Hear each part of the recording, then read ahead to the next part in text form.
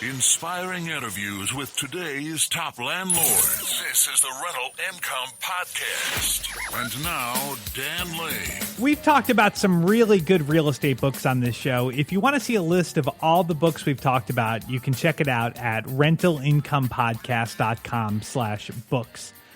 Joining me on the show today is John Somnez, and John has a really incredible story.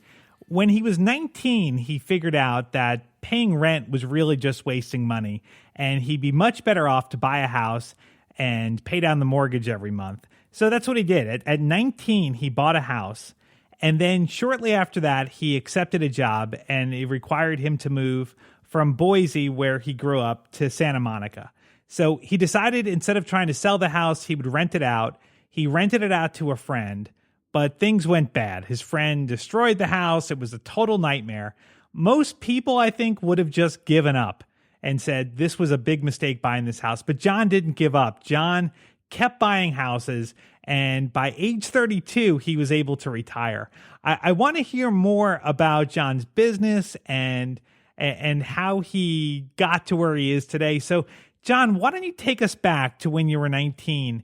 What was going on at that time? I took that job in Southern California, and at that point, I was 19 years old. I think I was making, before I left Boise, I was making like $25 an hour, and I took this job making like $75 an hour. Wow. For 19 years old, it was like $160,000 a year, and some of that was like per diem, so it was like the equivalent of making like $170,000, $180,000 a year, I think, at that point. And I was like, okay, I'm rich. I'm and I'm thinking about like how I'm going to become rich and become a millionaire. So then I sat down and I was like, okay, how long is it going to take me to become a millionaire, right? Mm-hmm. I'm running the numbers, and I'm like, okay, if I have taxes, that might leave me with like 120, 110. And if I live off of like frugally like $30,000 or $40,000 a year in Santa Monica, which I could do, then maybe I could save like 80 or 90,000 a year. And then I was thinking, wow, that's like over 10 years to become a millionaire. Right. I got to keep this job, right? which I don't deserve this job, right? I'm 19. We're in this .com craze. Like that's the only reason I'm getting paid this much. And I have to live frugally, for this long period of time. And then, oh, wait a minute, inflation. So we're looking at like to become a millionaire, I have to, survive this crazy expensive job, live frugally, right? With inflation, we're talking like 15 years to just hit $1 million essentially become a millionaire. I was like, okay, this is like, and is there any possibility that I could get paid more money than this? I don't think so, right? Right. Maybe I could make 200,000, but that doesn't improve my situation. So I thought, really long and hard. It's like, wow. There has to be a better way to make money. Like making ridiculous amount of money, and I'm not going to be a millionaire anytime soon. That's crazy. I need a plan. So I started researching some of the richest people in America and how did they make their money. The Donald Trumps, the different real estate moguls. It kept on coming back to real estate was what it was, and so that's what got me on the path. Is I was like, okay, well, I need some kind of plan. Like I want to retire early in life. I want to enjoy my life, be able to do things, travel. How can I do this? And it just kept coming back to real estate. So how did you start buying properties then? Were you buying properties locally in Santa Monica, or were you buying them somewhere else? So there was actually a fairly decent gap between, I had this revelation, right, that real estate was the way. And then so I said, okay, well, let me fix this property back up. Let me get this rented out. And I was renting it out, and I was managing it myself remotely, and that was just not working. Right? It was just a nightmare. So, but I knew I had to be able to manage one property before I could manage two. So I just kept on trying different things and reading about it, and then finally I ended up moving back to Boise, Idaho. I think it was about 3 years later, and at that time when I moved back, I bought a property for me to live in there with my wife. As got married in between there, and we wanted to buy a property that we could potentially rent out. So we bought that one, and then we bought this townhouse, and we bought the one next door, and that was kind of because we got this really good deal on it. It was something that we could potentially rent out. So we were kind of taking a risk there, and I was still managing the property. So that kind of got us started on this. Okay. And then at that point, we realized now we had these 2 properties, and I couldn't even manage the one. I'm a fairly big guy, right? Mm-hmm. And I would go over to that property, and I would bang on the door, and I would say, "I'm going to throw you out," and people wouldn't care, Right. and tenants, and it was weird because I just didn't understand people have different priorities in life. I'd go into the house and they can't pay their rent, but I see like a carton of cigarettes and, a couple of Jack Daniels. I'm like, wait a minute. So like my priorities in life, like when I get a paycheck, first I pay I pay my rent, or I guess taxes, right? And then my rent, and then I go and I buy essential food, and then probably comes clothing, and then like booze and cigarettes. Those are kind of like at the very way bottom down at the bottom, right? But these people, that was the top of the thing. So I was like, okay, this is not going to work out. I got to figure out something else here. And if I were smarter now, if I was managing it myself, I would have pretended like I worked for the owner. Right. And use the power of agency to say, hey, the owner, this guy is a pretty mean guy. He's going to throw you out. I'm on your side. I'm going to help you. And that would have worked better. But what I ended up finally doing was hiring a management company, realizing that I needed someone else to manage these. Because the other thing was it needed to scale. Also, I had a regular job. If I was going to grow my empire, I couldn't do this managing the properties on my own. Right. That good move. And now, so a lot of times investors, they don't want to pay the 10 or 8% or whatever they charge. But in your case, were you actually netting more money by paying the property manager because you were maybe getting rent, but you were collecting rent at a better rate? So when I started out, I mean, my properties were definitely alligators, right? I didn't do calculations very well. I was, and I was somewhat speculating. Like I really didn't know what I was doing. Didn't have any mentor. Mm-hmm. So, but to answer your question, it did still save me a lot of money because actually getting rent, even when you're underwater, even when you're losing money every month, is better than not getting rent and being a super alligator on your purse. But Right. But the other thing that I know, so the paying the management fees, like the 8 to 10%, just as a side trail there, that's the best money I spend every month. That's the cheapest, like the best value that I get on the money that I spend, because the amount of work that saves me, and that I would not want to do that job now. Right. I calculate the amount of money that someone essentially managing my property earns, and it's like $4 an hour. Right. So, right. It's at least in terms of what my resources, I'm paying myself $4 an hour, right? So that's what I have to say to that. But I started out a little bit rocky, right? So the thing about that I found was property management companies, in general, are, I guess there's just no better way to put it, but to say that they're sleazy, and there's a lot of crooks, and so. And it's so easy to crook people who are, have properties out of state, and a lot of them are older, and Right. you can snow them with all kinds of expenses and fees, and let's blow out the sprinklers and charge a ridiculous amount, and AC checks and all this stuff, and renter's insurance, and eviction insurance, and all this kind of, you can blow that up, right, to huge amounts. Right. So I was getting, I was like, I picked a bad property. I didn't interview property management companies. I didn't know about all this.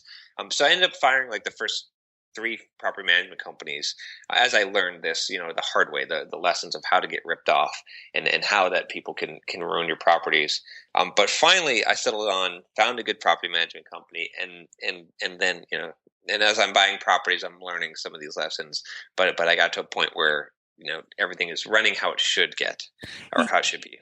One thing that really strikes me with your story, which I think is really awesome, is you made a lot of mistakes trying to figure this out. It seems like a lot of people today want to learn everything there is to possibly know before they get started, where you just started. You just started buying houses and started making mistakes and kind of worked through everything and figured things out. And today you've got a great portfolio of rental properties. I think that's really inspiring that you didn't let any of these small things stop you. Yeah, I mean, the key is like, I tell people today, it's like you just got to get started. You will learn, like, and some lessons you're only going to learn. I could have done a little bit more due diligence. I'm sure I didn't have any mentor. I didn't have resources like your podcast or at that time when I was 19, there wasn't that. Right. That it wasn't out there. We didn't have all the internet and all the podcasts and all the. I mean, you could find out so much more information. You've got access to so much more data today, and virtual mentors. But the biggest thing is like, so many of my friends they're like, oh, I'd like to invest in real estate, but they never pull the trigger. They never do anything. They're paralyzed. And it's like, a lot of them are like, well, I don't know if, like, what if I buy the wrong property and usually the biggest mistake you could do is to do nothing. Right. Because even my worst mistakes, like over, in 5 years time, they hurt me pretty bad. In 10 years, some of them, like the really bad mistakes, are still hurting me. But or did hurt me. Now we're past the 10-year mark, right? But in 20-year time span, the mistakes are small. Like they actually start to pull the other direction, even if they're bad mistakes. Like even if you buy a property that's too expensive. I mean, I'm still a firm believer in you make money when you buy. But even if you were to make that mistake because you don't know what you're doing, whatever, you buy a property. If you're looking long term, which is what you should be doing with real estate, you shouldn't be speculating, in my opinion. If you do that, it's really hard to buy a property. It's like to be even the stupidest decision that you can make. It's really hard for it to not be a good thing 20 or 30 years down the line. Sure. It's really hard for that not to happen. So right. Yeah, that's great advice. But yeah, I think that a lot of people they have this fear that stops them from getting started. And that, it's like if you're listening to podcasts like this or reading information, reading books, you're just collecting a bunch of trivia if you don't take action and do something. So yeah, I think that's something a lot of the biggest, I think you're absolutely right when you say the biggest mistake people make is not getting started. So tell me about your portfolio today. How many units do you have today? Okay, so I believe the total number of units is right at 26 units. Okay, and it's a mix of a bunch of single family homes. I like fourplexes. I've got 3 fourplexes within there. I've got some duplexes, and some of them are townhouses, the single families, and then I've got one commercial, like 2 office spaces that are commercial, which is just a whole different thing. But yeah, that's about what my mix is, and it's mixed between Boise, Idaho, and Kansas City, Missouri. Okay, and how did you pick Kansas City? So the funny story about that one is I had a friend that lives in Kansas City, like a high school buddy, and he heard I was investing in real estate and doing fairly well with that. And he said, hey, I want to invest in real estate. And so I said, well, okay, well, let me call some agents and I'll kind of vet them out for you and find you a good agent. So I started kind of calling around in Kansas City, found an agent, and I said, I got my buddy here. I'm a licensed real estate agent and salesperson in Idaho, but not in Kansas City. I'm hoping you might be able to help him out. And I'm giving him my criteria, which at that time, my criteria for a good deal was basically I would take the rent divided by the purchase price. And if that was, 0.9 or higher, that's probably like a pretty good deal. Like I could finance that and do okay. Yeah. Which that rule of course depends on financing. I mean, it's very situational, but that was kind of my rule of thumb at that point. And the real estate agent I was talking to, he said, whoa, yeah, I got plenty of those deals. So it's like, yeah, okay. I've been researching the market here in Boise for a long time. I don't see these deals very often. Usually I make these deals by lowballing like high priced properties, right. and then I make the deals happen. Those deals just don't show up on the market, or like 5 people are on them right away. And he was like, no, I got 1.2s. And I was like, what are you talking about 1.2s? You don't got 1.2s. Right. And he said, no, I got a whole bunch of them. And so I said, well, if you got those, and he started giving me the deals. I said, well, I'll buy. I get my buddy a property and I'll buy. And he came up with it turned out that Kansas, I didn't know it, but it turns out Kansas City, Missouri is a very stable real estate market, and it has a very good cash flow. Like properties don't appreciate very, very quickly there, but they also don't drop very quickly, but it's got a very stable income, like a job situation there. And it generally just the price to the rent to price ratio is fairly low. Right. So you can get really good cash flowing properties. What price range were you looking at? 'Cause we had someone on the show that was buying $10,000 properties in Kansas City. Were those deals around, or are those too good to be true? Those deals exist, but the thing is, okay, like, I mean, there's no such thing as a free lunch, right? And like, I mean, like, there's some, I like, it's not a perfect market, right? There's arbitrage situations in real estate, obviously, but there's not like that many. So when you buy a $10,000 property in Kansas City, Missouri, right, it's most likely going to be in an area where you would not want to walk, right? Okay. Like, Okay. you're going to get shot. You're going to be afraid of that, and you're going to be renting it out to drug dealers to, like, now, I'm making pretty wide generalizations, but in general, sure. Right. Like, that's the trade-off. So maybe you might be able to pull in $500 a month rent, but it's going to be who's going to manage that? Right. And they're going to destroy the building. And like, it's short-term thinking in my mind, unless you've got a whole plan around that and you're like maybe if you're buying up blocks and stuff. But I would be very hesitant. Okay. Like, I've seen those deals, I've looked at them, talked to the real estate agents, and yes, it did turn out to be too good to be true, as far as I found. So the properties that you're buying, are they in more working class neighborhoods? Yeah, I would say working class neighborhoods, kind of suburb areas. I've tried to my best properties are in areas that are a little bit outside, but in nicely kept kind of areas there where the price. I look for rental history, right, too. Like, it's pretty hard to, like, if you've got documented rental history, then you can be a lot more sure, because someone can put a property on the market, like say $50,000 or $40,000, and they've got it rented out. It's two units at $700 a month, and who knows what they did to get that, or to get those. But if they show you like 3 or 4 years of rental history, you've got a pretty good idea. Like, this is probably a decent area. I always have someone check it out for me to give me, the non-politically correct answer of, is this a good area? And I always get home inspectors, get the most difficult home inspector to look at the property, and they'll usually give you an idea as well. So I try to, really suss it out and make sure that is this really a good deal, or is this too good to be true, and there's a reason for it.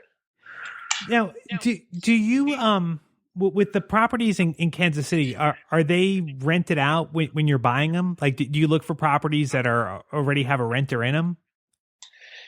I typically do, because I don't want to take on a property that is going to, well, I mean, for a couple of reasons. One, I don't want to take on a property that is potentially going to burn a hole in my pocket already. Like, from I don't want high carrying costs up front. And I have to suspect if they can't rent it out, like if it's not currently rented, then what's going on there? Like, to me, it's a red flag. I'd rather pay a little bit more. I also don't tend to go in and fix up properties. I want something that's already okay. Like, maybe it has some kind of a little bit of deferred maintenance. So when I come in and I end up turning over renters, I fix it up and bring it up to my standards.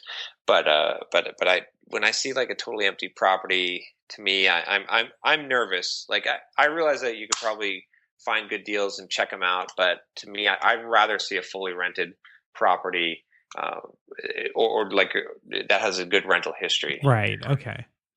And what do you like better, the single families or fourplexes and duplexes? A lot of people on the show have said that they see more turnover with duplexes and fourplexes, where with the single family, you're more likely to get a tenant that's staying for a long time. Do you like one of them better than the other, or do you like them all?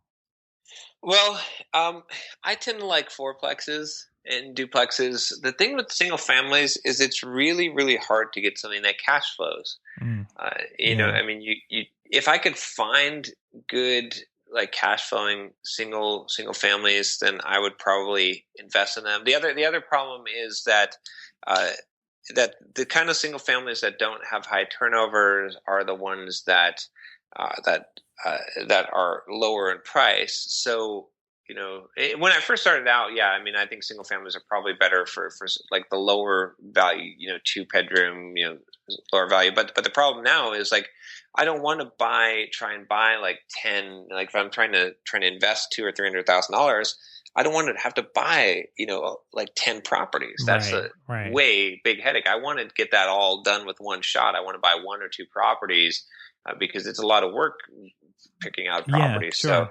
So I think as it changes with as you grow and you have more capital. If you're saving money, just getting started, and you've got a couple of grand and you're trying to invest, then maybe finding like a very cheap single family house might be a good way to get started as long as it cash flows.